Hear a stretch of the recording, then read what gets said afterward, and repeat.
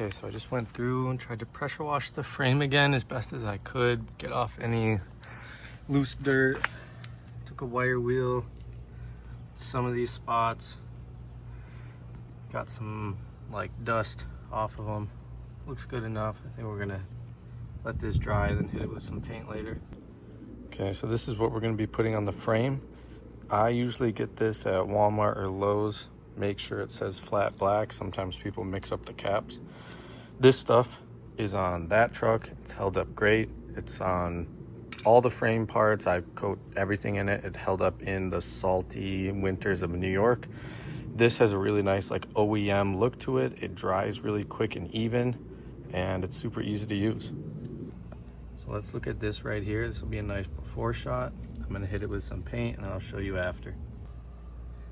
Okay, this is one coat, and probably 2 minutes later, you can see I missed some spots. But it has that factory black look, which I really like. So I'm gonna just hit all the spots with this. Okay, here's another before section. You can see I got it pretty clean. There's still some mud, debris, whatever on there, but let's see after. So here's the after. Quick single coat.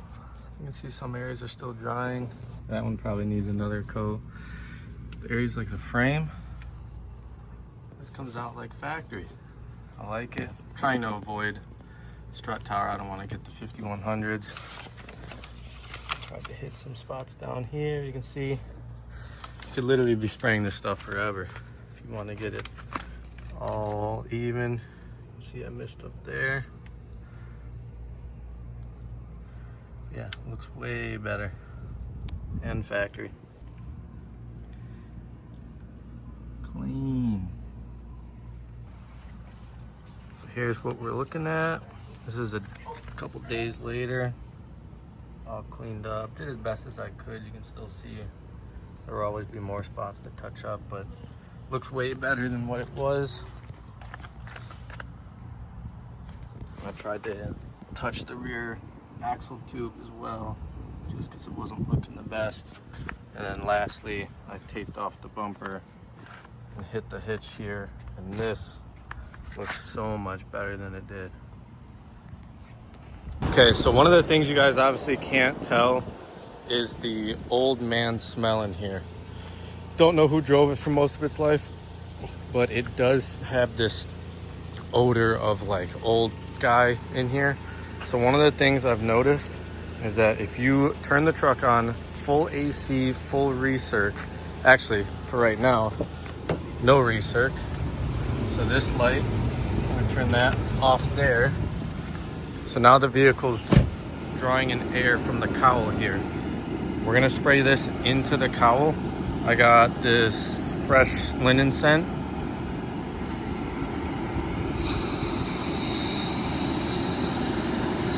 Just all along here. It's pretty quick drying. We're gonna do the same to this other side. I think it's drawing it in through here too. So it's got a good scent to it, and it's antibacterial. So the idea is that whatever bacteria, whatever moisture is sitting in the AC, HVAC system inside your truck will get killed by this.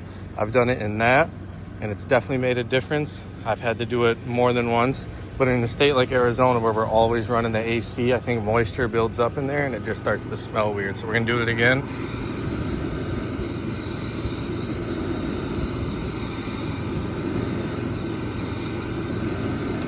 And then one more time on the other side.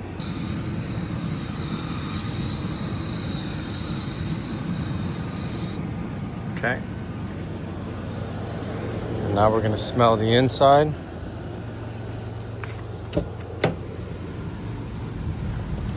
So right now it just smells like this fresh linen in here. I turn on the recirc, and I bought one of these. These also work pretty good. So once you click it down, it's good to go for about 15 minutes. So you let the car run full AC for about 15 minutes. Then you roll the windows down and let it air out for like another 10 after that. So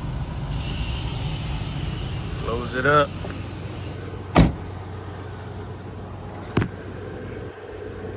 All right, I'll be back in like 15 minutes. 15 minutes just went by. I turned it all off. It smells significantly better. It smells really fresh and clean, but we'll see how long that lasts. This is her old daily driver, this 2021 Corolla. We have to remove this subwoofer adjustment knob because this is the only one that works with the subwoofer in the back of the 4Runner. So we're stealing this.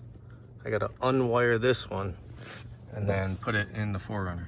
I got the cable and knob out of that car. And now we gotta find a place to put it in this one. So typically I'd put it right here by your right knee and then fish it up underneath there.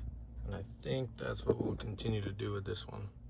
So I think about there is where I want it. I'm gonna put some new adhesive on the back of that. And then I'll run the wire all along this side back to the subwoofer in the trunk.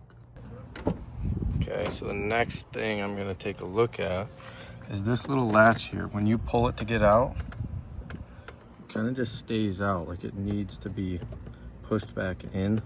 So then I'm gonna take this door panel off and figure out why we don't have any tension. Bless you. So we got the door panel off and you can see there's some play in here. I'll have to figure out where it's coming from in there. So let me flip the camera. So if we look in here,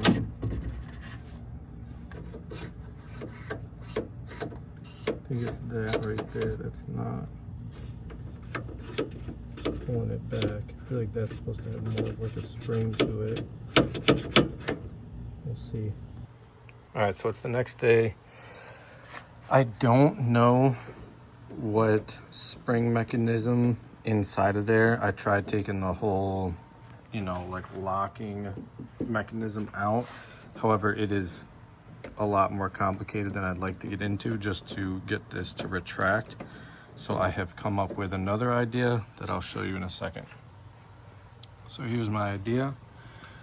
I won't necessarily be using this hole. I think we need this for the door panel, but I'm thinking I'll drill my own hole somewhere right about here, and then I will be able to slide this little plastic piece up how far I need to so that it applies tension on here, and then when I open the door it can slide and move back, and it'll just pull it in that last little bit. And I got both of these from Lowe's. Lowe's is right around the corner from us. That's my usual go-to. This is a nylon anchor nut, fits 1/4 inch. Honestly, it could be smaller if needed, but this is also just some, 0.33 pound spring. And I got 2 of them in case I need more tension. But what I was thinking is maybe I could drill a little hole in one of these corners on here, and then put this little hook through there that's on the spring, and then it won't be interfering going through the center, because in the center I plan on doing some epoxy, just more of this stuff that I've previously used. Seems to hold great, so just something like right there that'll pull it in. That's the idea. Okay, so got the holes drilled. It's not epoxy, it's just sitting there, but this is the concept. So when I open this, this is that little dead area where it wasn't pulling back. And you can see it stretches and then gets us back in. I feel like the tension's a little soft. I'm gonna have to compare it. Let me see. Let's compare it to one of these ones. Yeah, this one's definitely a little stronger. So I can either move this further away to provide more tension. It does feel better. Or I can put the other spring on here, but I think it'll be fine just like that. I think that's way better. Okay, so a little glob of epoxy on there. So once that hardens up, I think I'll have no issue holding on to that. There's really nothing that goes on in here. I guess the window comes up and down, but that's all on the inside of the door.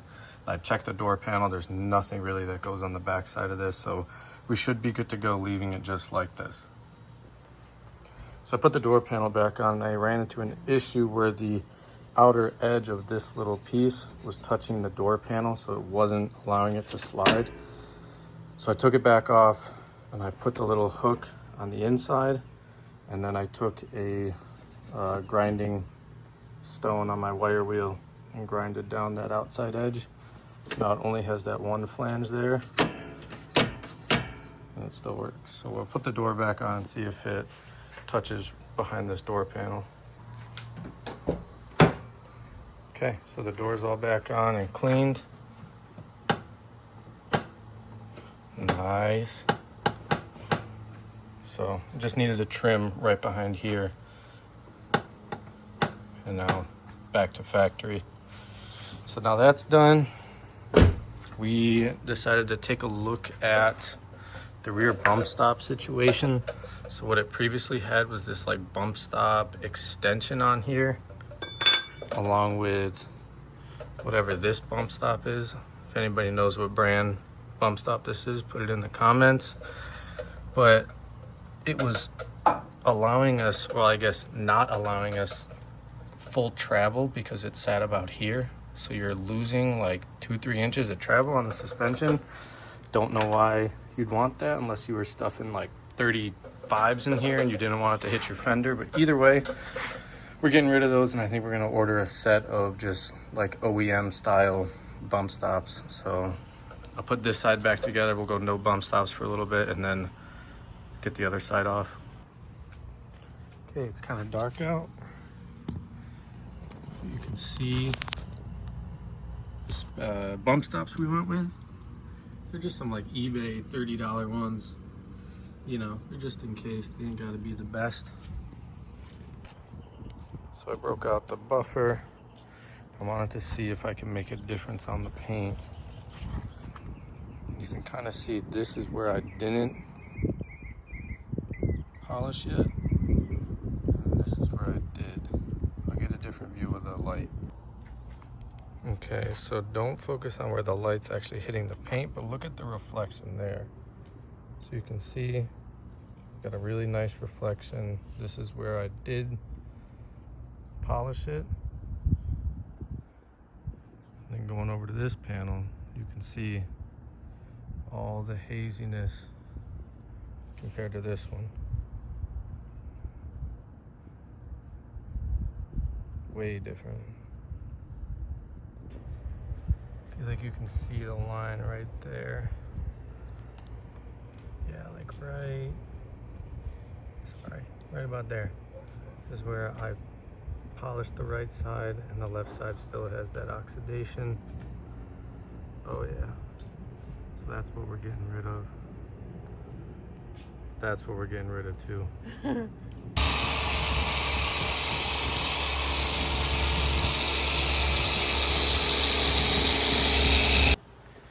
All right, so next on the list, this is the brake booster and ABS unit on the 01 and 02 4Runners.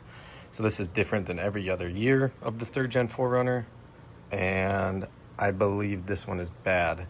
So we never had an issue with it until we did the rear differential where we pulled the drums out, or sorry, the axles out of the axle tube, and we had to re-bleed all the rear lines, which from my understanding, when you re-bleed these, sometimes if it's got scoring on the piston or whatever, the seal can go bad. Whatever, it's throwing an ABS light with like a VSC and some other light. The shifter's not moving unless I use the manual overdrive. So I've been having to use that to get this car around. So what I did is I completely re-bled all the brakes, and I have a nice firm pedal, but the lights are still on. I've tried turning them off. They come instantly back, and everything points to this being bad. And, you know, a lot of people on the forums and other pages say there's nothing you can really do to fix it. You just have to buy a new one.